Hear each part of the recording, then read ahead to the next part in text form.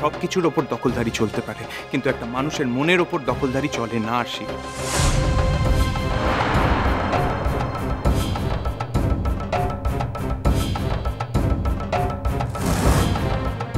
আরশি,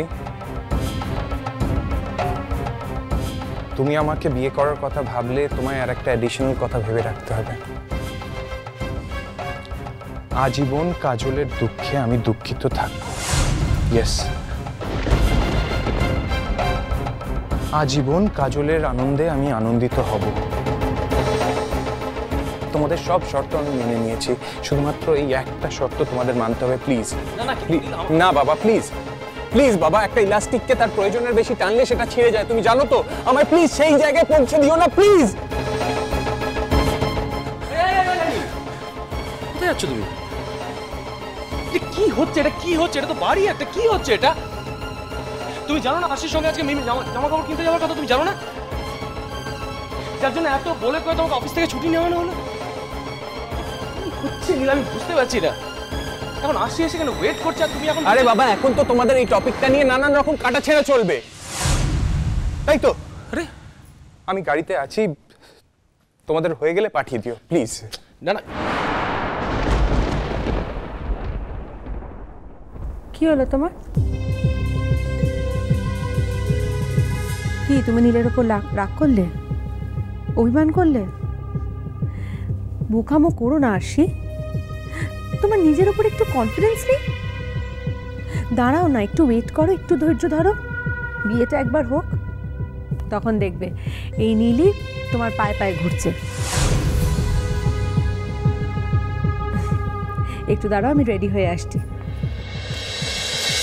ও বাবা, তাকাও ওদিকে, দেখো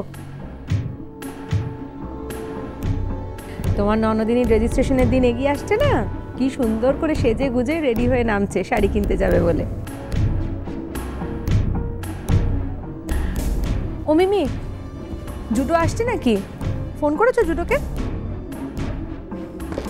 সকালবেলা খবরের কাগজটা দেখার পর তো অন্য কাউকে ফোন করার কথা মনেই হয়নি বড় বৌদি ভাই। সত্যি কথা, আমরা তো একটু আগেই বলাবলি করছিলাম যে বৌদি ভাইয়ের নাম্বারটা যদি থাকতো তাহলে আমরা ওকে ফোন করে কংগ্রাচুলেট করতাম। একদম ঠিক বলেছে।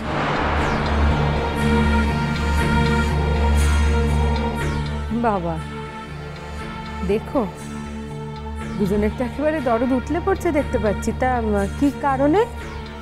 ও কাজলের একটা ইন্টারভিউ বেরিয়েছে তাই বোধহয়। কিন্তু মানে আমার মার তো এরকম রোজের পত্রিকায় 2-4টে বেরোয়, আমরা খুব একটা তোয়াক্কাও করি না। তোমার মাকে তো তার শ্বশুরবাড়ি থেকে এক বস্ত্রে তাড়িয়ে দেয়নি ভূমি, তাও আবার মিথ্যে অভিযোগ দিয়ে। আর আমি যতদূর জানি তোমার মাকে শূন্য থেকে শুরুও করতে হয়নি, তাই তোমার মার ইন্টারভিউ পেপারে বেরোনো খুব একটা বাহাদুরির ব্যাপার নয়।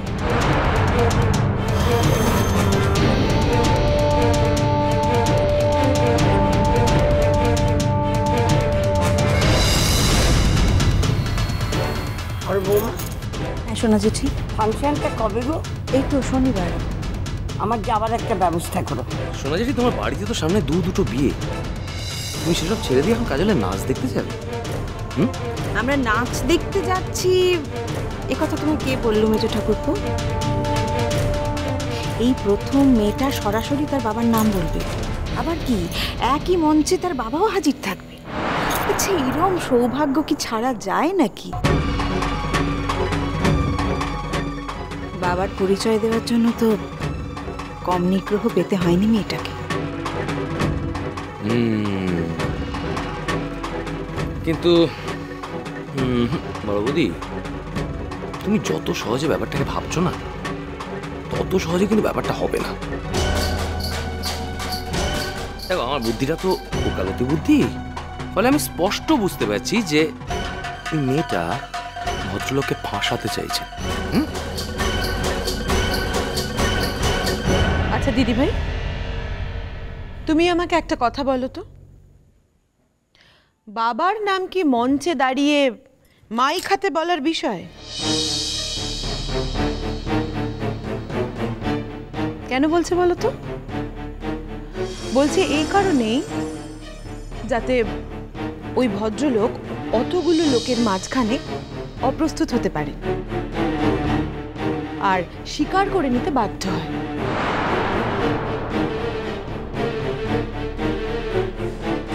বাহ বাহ, একেই বলে উকিলের বউ। আমার সঙ্গে থেকে থেকে না তুমি অনেক ম্যাচিওর হয়ে গেছে। ভাগ্যিস ভাগ্যিস আমাদের বুদ্ধিটা অতটা পাকেনি।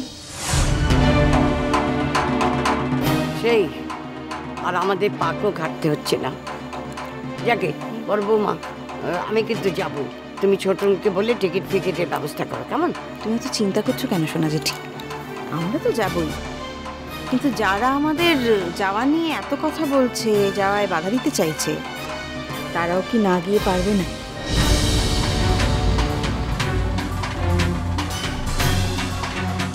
আমি আর রুমি কিন্তু যাবই। দাঁড়াও দাঁড়াও দাঁড়াও, থামো, তোমাদের কোথাও যাওয়ার দরকার নেই। জুডো সেখানে যাবে বাবা, আর জুডো নিশ্চয়ই চাইবে আমিও সেখানে যাই।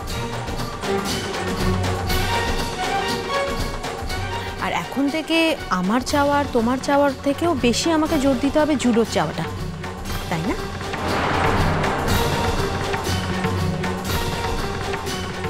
আর কেউ যাক না যাক,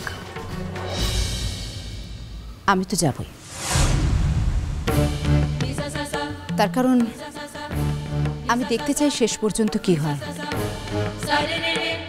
এর উপর নির্ভর করছে নীলের মনের দখলদারি। অ্যাকচুয়ালি আমি কিন্তু খুব ওয়ান ডাইমেনশনাল, এবং আমি অন্যের ক্ষেত্রেও তাই। আমার স্বামী, যার সঙ্গে আমি থাকবো, সে সারাদিন অন্য একটা মেয়ের কথা ভাববে, এটা হতে পারে না। আমি সেটা কিছুতেই অ্যাকসেপ্ট করব না।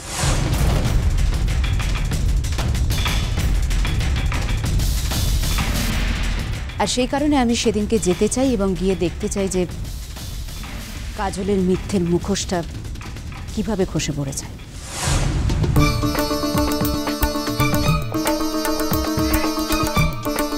সূর্য পানিগ্রাহী যদি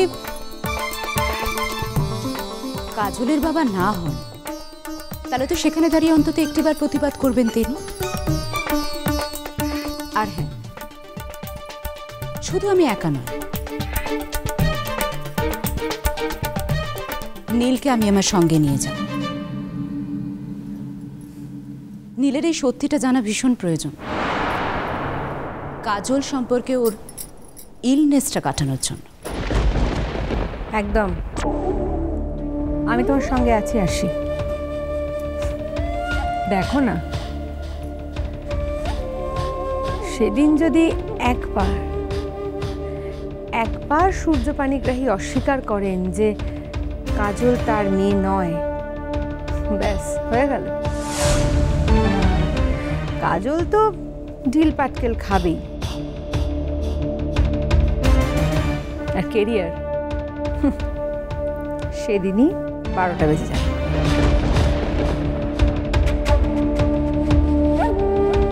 তারপর কাজল রানীর একুলো যাবে, ওকুলো যাবে, পাটি হাতে করে ভিক্ষে করতে হবে।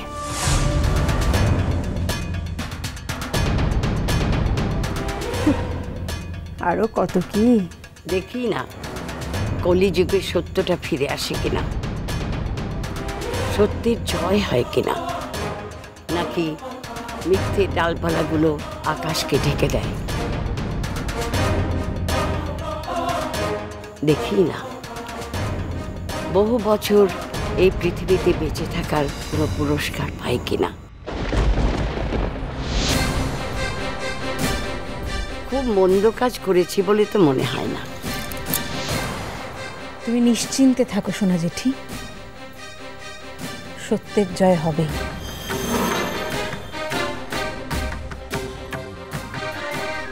মিথ্যে কিছুতেই মাথা তুলে দাঁড়াতে পারবে না।